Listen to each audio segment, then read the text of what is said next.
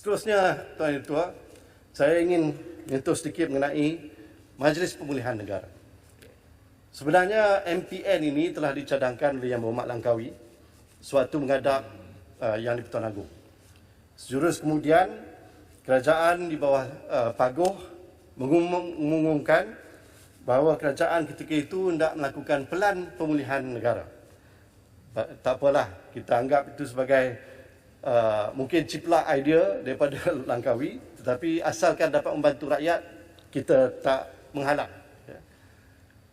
Kemudian Yang Berhormat Menteri Kewangan setelah berjumpa dengan Yang Berhormat Langkawi, bincang mengenai MPN ini, sejurus kemudian membuat pengumuman pula bahawa kerajaan ingin menubuhkan MPN tetapi melantik pula Paguh menjadi pengurusinya. Jadi, dan perkara itu terbawa-bawa sampailah ke kerajaan baru yang sekarang ini dipimpin oleh Yang Amat Berhormat Bera. Kita dikejutkan sekali lagi apabila diumumkan pula bahawa Yang Berhormat Paguh terus menjadi pengurusi kepada MPN bertaraf menteri. Saya dah sebut dah semalam, apa agaknya yang boleh Paguh lakukan? Ya, sebagai seorang pengurusi bertaraf menteri bagi Majlis Pemulihan Negara, yang tak mampu beliau lakukan sewaktu memegang jawatan tertinggi negara, Perdana Menteri, dengan kuasa darurat. Kalau zaman itu pun dia tak boleh buat, kenapa waktu ini dia boleh buat? Jadi itu persoalannya.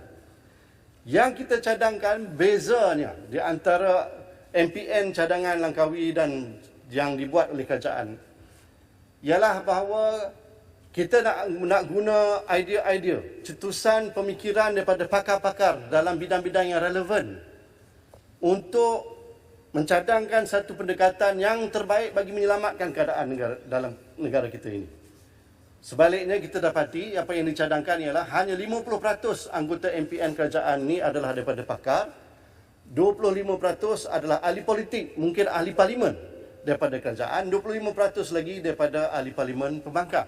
Saya tidaklah nak menyoal keupayaan ahli-ahli parlimen ataupun orang politik ini untuk menyumbang idea. Tetapi ini telah dibuat pun sebelum ini dan tidak berjaya. Maka saya rasa paling penting sekarang ini ialah kita serahkan bulat-bulat kepada orang yang pakar dalam bidang untuk mencadangkan kepada kerajaan apa langkah-langkah terbaik untuk kita menangani krisis yang berlipat ganda yang kita hadapi pada ketika ini. Adalah cadangan kami Yang Berhormat Langkawi mempengurusikan MPN ini kerana tidak ada sebarang kepentingan politik yang hendak diletakkan. Beliau sendiri telah mengumumkan akan meletak jawatan sebagai pengurusi pejuang.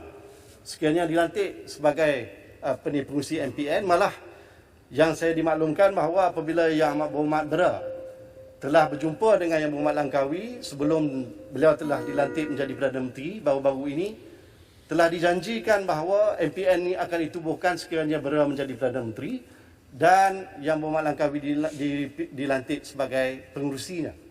Malangnya janji itu tak dikota, tapi kita rasakan bahawa ini masih lagilah satu perkara yang sangat penting sekiranya kita serius ingin menangani krisis yang kita hadapi pada hari ini.